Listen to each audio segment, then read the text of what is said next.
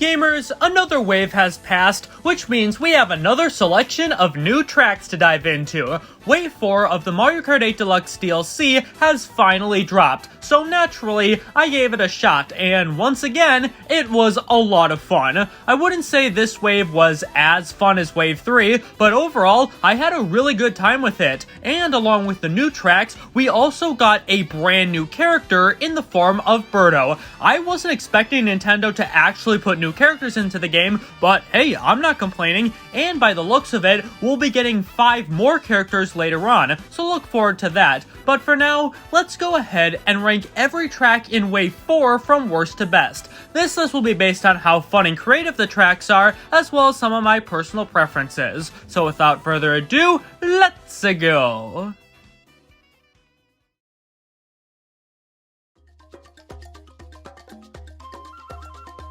At number 8, we have GBA Riverside Park. Holy shit, Nintendo actually remembered what graphics are. Seriously though, this is one of the best looking tracks in the Booster Course Pass. Despite being at the bottom of the list, this Super Circuit remake is excellent. I love the jungle environment, and the music that plays makes it seem like you're on some sort of adventure. My favorite new feature is the addition of walking piranha plants. These guys will walk around the track, and if you hit them, they'll drop a random item. This course may not be as crazy as some of the other GBA retro tracks, but just the fact that Nintendo went this far to remake such a basic course is really cool to me.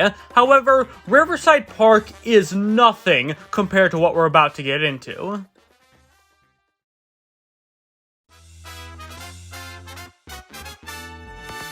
At number 7, we have DS Mario Circuit. I'm not sure why this DS track made the cut and not something, actually cool, but this is definitely one of the best versions of Mario Circuit. I like how this course is longer than your typical circuit track. This means you've got more interesting stuff happening as you race. You've got some Goombas walking around, piranha plants spitting fireballs onto the track, but the biggest change is this forest area in the middle where you may find a Wiggler just wandering by. At first glance, none of this may seem like anything special, but this is actually a lot compared to most other Mario circuits, so it's nice to see this one get the special treatment and jump to an HD console.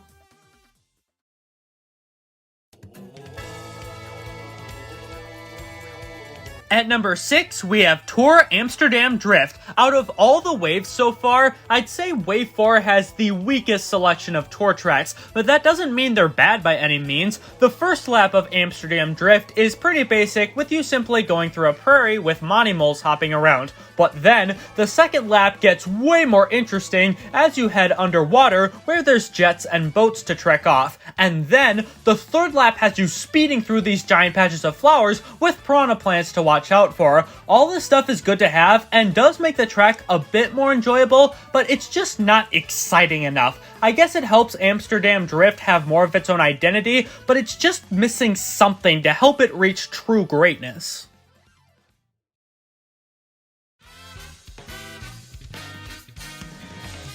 At number 5, we have Tour Bangkok Rush. I have somewhat similar but less critical feelings about this one compared to the last one. Again, there's not a whole lot of stuff to help it stand out, but I feel like Bangkok Rush has a lot more going for it than Amsterdam Drift. The orange color is definitely toned down compared to the original, but it still looks really nice. The track itself also has some cool stuff, like tricking off boats in a river, bouncing off the top of these tents, and traveling through the subway. For some reason, this version of the track removes the black piranha plant spitting ink, which is strange, but I'm not too angry about it. I don't know why, but there's just something about Bangkok Rush that I find really satisfying. It doesn't do a whole lot when you really analyze it, but it's still very fun for some reason.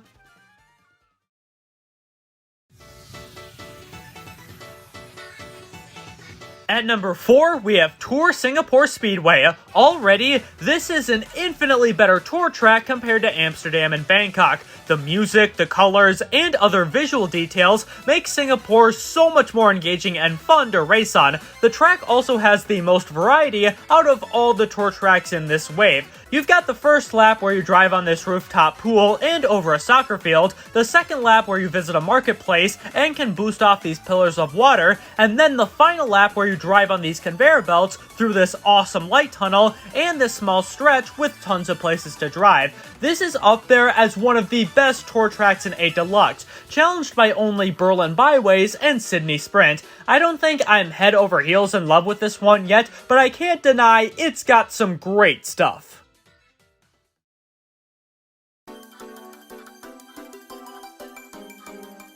At number 3, we have Wii DK Summit. I've said it before that this isn't the most iconic track of all time, but DK Summit is still just as epic as it was on the Wii. The cannon shooting you to the top is now a small gliding section, but everything else is pretty faithful to the original. You've still got tons of bumps and ramps to trick off, the Shy Guys showing off their inner athlete, and we have all the half pipes from the original, which I'm so happy about. If this remake didn't have half pipes, it would have been a huge downgrade. This track also fixes that statue of Mario from the original and changes it to Donkey Kong, which makes a lot more sense. All I need now is for Koopa Cape and Toad's Factory to come back, and then I'll officially be content with the Mario Kart Wii tracks in the game.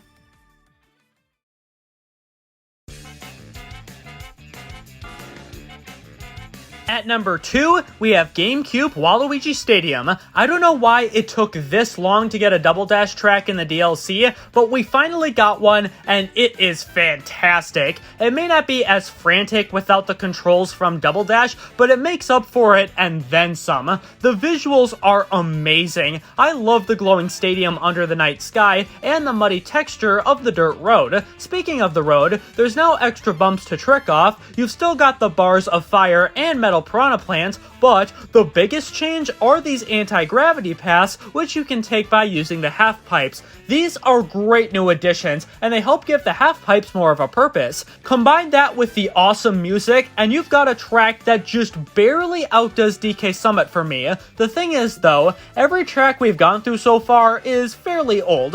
The track at number 1, on the other hand,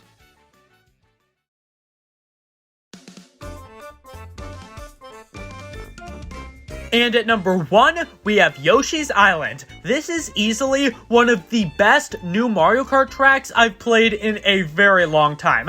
I actually beat the original Yoshi's Island to prepare for Wave 4, and it feels like this track was pulled straight out of that game. So many elements from Yoshi's Island are here. You've got the Shy Guys walking on stilts, the coins have been replaced with Yoshi coins, and you've even got this question mark cloud that creates a secret path when you touch it. This thing is a pain in the ass to grab, though. You really need to be lined up perfect to snatch it. Even if you go beyond the main track, there's so many visual details and references to Yoshi's Island. Even the sound effects when you start and finish a race are changed to fit with Yoshi's Island. Everything about Yoshi's Island is pure fun, making it the best track in Wave 4.